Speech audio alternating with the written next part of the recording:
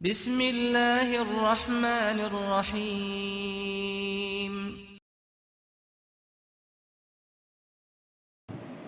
الحمد لله الذي هدانا للإسلام وفضل ديننا على سائر الأديان وهذب أخلاقنا بسنة نبينا الأكوان وأمرنا بصالح الأعمال في كل زمان ونهانا عن الفحشاء والمنكر. نحمده تبارك وتعالى على آلائه ونشكره على نعمائه ونشهد أن لا إله إلا الله وحده لا شريك له ونشهد أن نبينا محمدا عبده ورسوله وصفيه من خلقه وحبيبه الذي أدى الأمانة وبلغ الرسالة ونصح الأمة فجزاه الله عن أمته خير جزاء. اللهم صل وسلم على نبينا محمد وعلى آله وأصحابه ومن تبعهم بإحسان إلى يوم الدين. أما بعد، فيا أيها الأحبة في الله أئمة الإسلام رحمني ورحمكم الله، إني أوصيكم ونفسي بتقوى الله فقد فاز المتقون. واسمعوا في قوله تبارك وتعالى في كتابه القرآن الكريم: أعوذ بالله من الشيطان الرجيم من همزه ونفخه ونفثه. بسم الله الرحمن الرحيم. يا أيها الذين آمنوا اتقوا الله حق تقاته ولا تموتن إلا وأنتم مسلمون. وفي قوله تبارك وتعالى في سورة أخرى وفي آية أخرى: أعوذ بالله من الشيطان الرجيم من همزه ونفخه ونفثه. بسم الله الرحمن الرحيم. يا أيها الناس اتقوا ربكم الذي خلقكم من نفس واحدة وخلق منها زوجها وبث منهما رجالا كثيرا ونساء واتقوا الله الذي تساءلون به والأرحام إن الله كان عليكم رقيبا. واسمعوا أيضا في آية أخرى وفي سورة أخرى: أعوذ بالله من الشيطان الرجيم من همزه ونفخه ونفثه. بسم الله الرحمن الرحيم. يا أيها الذين آمنوا اتقوا الله وقولوا قولا سديدا يصلح لكم أعمالكم ويغفر لكم ذنوبكم ومن يطع الله ورسوله فقد فاز فوزا عظيما. Ahibati fillah, sidang jamaah salat Jumat rahimani wa rahimakumullah. Al-Faqirul Haqir ila rahmatillahi tabaraka wa ta'ala mengajak kita segenap jamaah Jumat yang dimuliakan Allah agar senantiasa kita bersyukur kepada Allah. Kita praktekkan dengan ketaatan kita kepada Allah Jalla Jalaluh.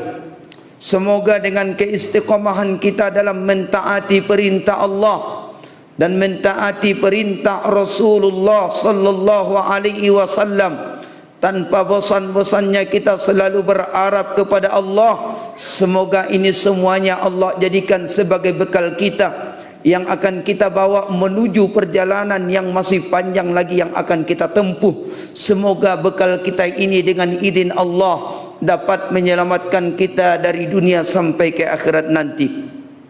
Salawat dan salam semoga senantiasa Allah sampaikan kepada Nabi kita Muhammad sallallahu alaihi wasallam dengan ucapan: Allahumma salli wa sallim ala Muhammad wa ala ali Muhammad.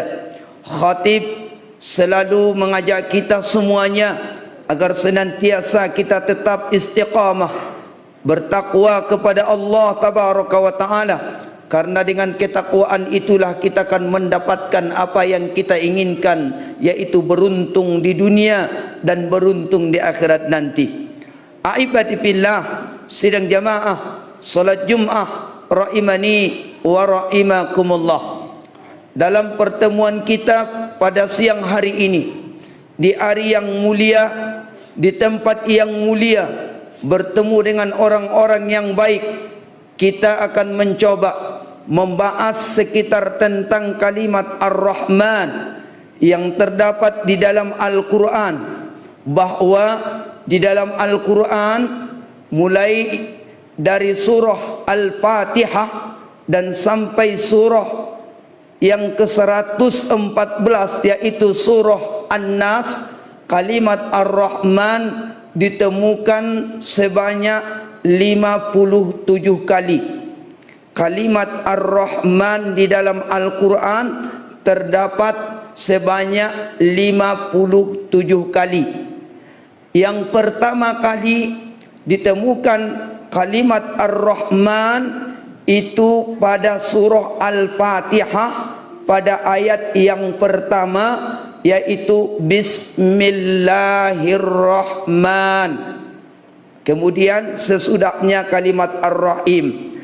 Selanjutnya di dalam surah Al-Fatihah pada ayat yang ketiga terdapat lagi kalimat Ar-Rahman, yaitu Ar-Rahmanir-Rahim. Kemudian di dalam surah yang kedua, dari susunan Al-Quran, yaitu surah Al-Baqarah yang sebanyak 286 ayat. Sebanyak itu ayat yang terdapat di dalam surah Al-Baqarah cuma satu kali ditemukan kalimat Ar-Rahman, yaitu a'udzubillahi minasyaitonirrajim, bismillahirrahmanirrahim, wa ilahukum ilahun wa'idun la ilaha illa huwar rahmanur rahim. Sedangkan di dalam surah yang ketiga tidak ditemukan satupun kalimat Ar-Rahman. Di dalam surah yang keempat, surah An-Nisa, tidak terdapat juga kalimat Ar-Rahman. Di dalam surah yang kelima, surah Al-Ma'idah, surah Al-An'am, surah Al-A'raf, surah Al-Anfal, At-Taubah, sampai surah yang ke-12 dari susunan Al-Quran, satu pun tidak bertemu lagi kalimat Ar-Rahman. Lalu di mana lagi terdapat kalimat Ar-Rahman? Yaitu terdapat pada surah yang ke-13 dari susunan Al-Quran, yaitu surah Ar-Ra'du. Kemudian terakhir kalimat Ar-Rahman, karena menyingkat khutbah kita, kalimat Ar-Rahman terakhir ditemukan pada surah An-Naba. Terakhir kalimat Ar-Rahman ditemukan pada surah An-Naba. Ayo al-muslimun, saudaraku hadirin sidang jamaah salat Jumat rahimani wa rahimakumullah. Berkenaan tentang masalah Ar-Rahman ini, ada satu kitab yang dikarang oleh Asy-Syaikh Ad-Doktor Mahmud Abdul Razik Ar-Ridwani. Beliau menyusun satu kitab yang beliau beri judul, yaitu Ad-Du'a'u bi Asma'il Husna. Ad-Du'a'u bi Asma'il Husna, doa-doa yang berkaitan tentang nama-nama Allah yang indah atau yang bagus.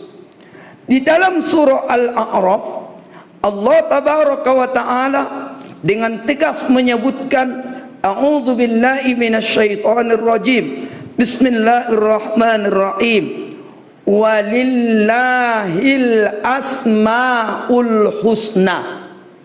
Kalimat lam yang ada pada kalimat walillahi itu dalam bahasa Arab kaidahnya disebut lam litamlik, yang maknanya memiliki. Berarti artinya walillahil asmaul husna, Allah memiliki nama-nama yang indah. Dari ayat ini seluruh ahli tafsir mengatakan bahwa tidak boleh satu pun dari ciptaan Allah membuat-buat nama untuk Allah, walaupun dia seorang rasul. Hanya yang berhak memberikan nama untuk Allah hanya Allah sendiri. Hanya Allah sendiri. Rasul tidak berhak menetapkannya, para sahabat tidak boleh berhak menetapkannya, tabi'in tidak boleh menetapkannya, dan sampai manusia mutaakhirin tak boleh. Siapapun tidak boleh menetapkan nama untuk Allah kecuali hanya Allah sendiri. Makanya disebut nama-nama Allah yang telah Allah tetapkan pada dirinya disebut tauqif. Disebut tauqif. Tidak ada hak kita untuk membuat nama untuk Allah. Saudaraku hadirin sidang jamaah solat Jumat rahimani wa rahimakumullah. Lalu diungkap dalam sejarah oleh Asy-Syaikh Ad-Doktor Mahmud Abdul Razik Ar-Ridwani. Beliau mengatakan bahwa orang yang pertama kali mengumpulkan nama-nama Allah sesuai dengan ijtihadnya atas dasar ilmu yang dia miliki adalah seorang laki-laki yang bernama Walid bin Muslim. Itulah orang pertama kali mengumpulkan nama-nama Allah sesuai dengan ijtihadnya. Apa yang dikumpulkan oleh Walid bin Muslim yang masyhur di tengah-tengah kaum muslimin, yang paling banyak hafal dari nama-nama Allah itu adalah nama-nama Allah yang telah disusun, yang telah dikumpul oleh Walid bin Muslim. Lalu para ulama hadis meneliti bahwa riwayat dari apa yang dikumpulkan oleh Walid bin Muslim tentang nama-nama Allah ada disebut istidraj. Minta maaf, bukan istidraj ya. Ada di dalam periwayatan hadis yang disebutkan oleh Walid bin Muslim itu, kalau istilah kitanya bahasa Indonesianya adalah mudraj. Mudraj artinya apa? Yang dikumpulkan oleh Walid bin Muslim tentang nama-nama Allah tabaraka wa ta'ala yang sebanyak 98, kata para ulama hadis, belum bisa dijadikan satu hujjah yang benar. Belum bisa dijadikan satu hujjah yang benar. Namun para ulama mengatakan, seandainya orang-orang yang sampai hari ini hafal tentang nama-nama Allah yang 99 ya, 99 yang dikumpul oleh Walid bin Muslim, walaupun riwayatnya adalah mudraj, belum bisa dikatakan bid'ah, belum bisa dikatakan dolalah. Kenapa? Karena Walid bin Muslim dia berijtihad, ya, dia berijtihad. Kalau seorang yang ahli ilmu, dia berijtihad tentang suatu masalah yang dia yakini, dia yakin atas dasar ilmu yang dia miliki. Apabila terdapat suatu kesalahan dari ijtihadnya, orang yang berilmu, yang berijtihad masih tetap mendapatkan pahala 1. Itulah keutamaan orang berilmu. Ada ahli ilmu berijtihad tentang masalah suatu ilmu yang dia yakini, ternyata setelah diteliti oleh para ulama ada terdapat kelemahan di dalamnya, maka itu pun masih tetap mendapatkan pahala orang yang berijtihad itu. Sedangkan orang yang mengikuti apa yang telah dikumpulkan oleh Walid bin Muslim tentang nama-nama Allah yang 99 itu, dan sudah dijelaskan oleh para ulama, dalil-dalilnya seperti ini, haditsnya terdapat di dalam Sahih Bukhari, haditsnya terdapat di dalam Sahih Muslim, disebutkan satu persatu secara rinci, namun ia masih tetap mengamalkan apa yang telah dikumpulkan oleh Walid bin Muslim. Baru disinilah terdapat kekeliruan. Kelirulah namanya itu. Kenapa? Karena tidak mau berusaha memperbaiki diri. Dia memadakan ilmu yang dia dapatkan selama ini lalu dia amalkan. Jangan, tidak boleh. Makanya wajib kita menuntut ilmu. Jangan padakan ilmu yang selama ini kita tuntut lalu kita amalkan. Apabila dari ilmu yang selama ini yang kita yakini itu adalah benar, ternyata dikoreksi oleh orang-orang, keyakinan kita sudah benar, kita belum bisa dikatakan salah. Tapi ketika sudah ada orang yang mengoreksi, dinasehati kita bahwa perbuatan kita itu adalah salah, lalu dia tunjukkan dalil-dalil yang kuat, maka kita tidak boleh lagi bertahan terhadap pendapat kita. Ayyuhal muslimun, sidang jemaah salat Jumat rahimani wa rahimakumullah. Sedikit karena ini berkaitan tentang masalah Asmaul Husna.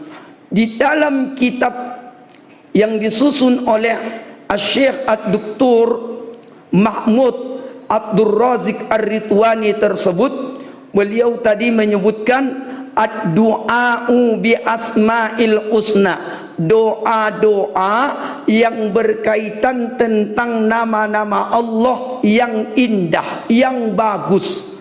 Apa salah satunya? Sebelumnya kita lanjutkan dulu ayat yang terdapat di dalam surah yang ke-7, yaitu surah Al-A'raf tadi. A'udzubillahi minasyaitonirrajim. Walillahil asmaul husna. Dan Allah memiliki nama-nama yang indah.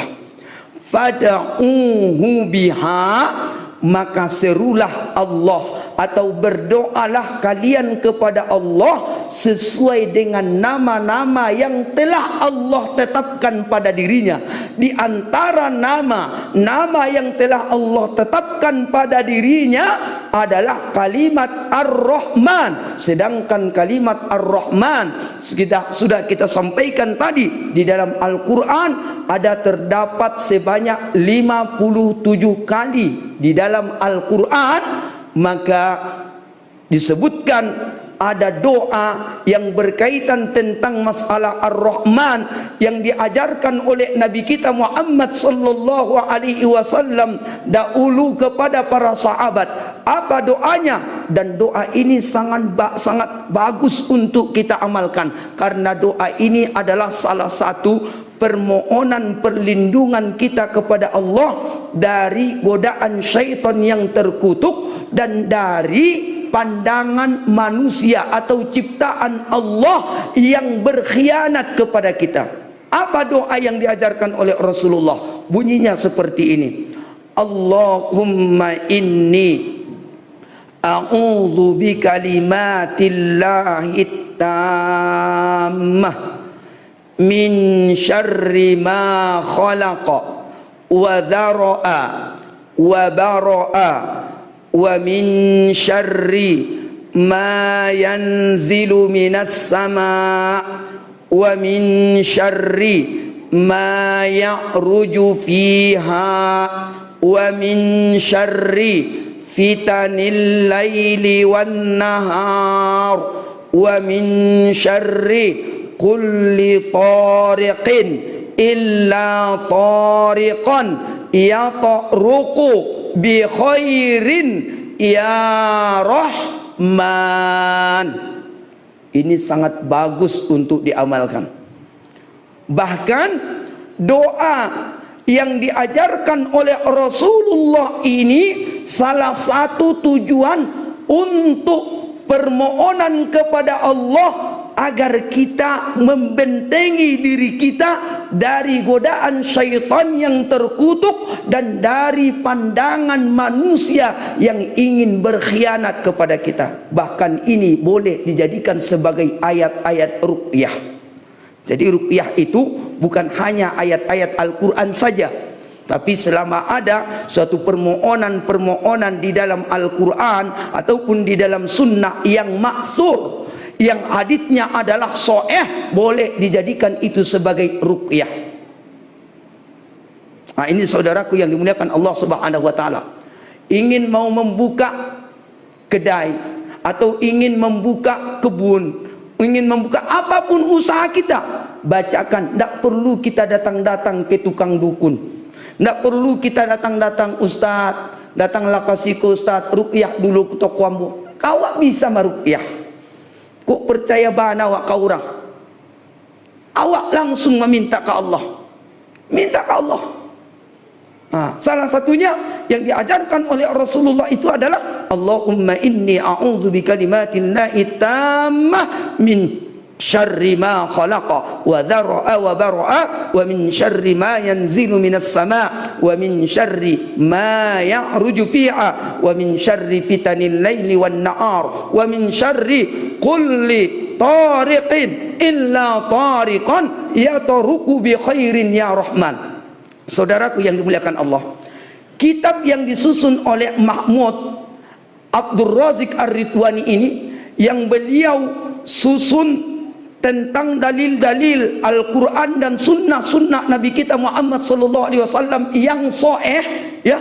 Setiap nama-nama Allah mulai dari Ar-Rahman sampai kalimat As-Sabur itu semua ada doa-doanya, ada doa-doa.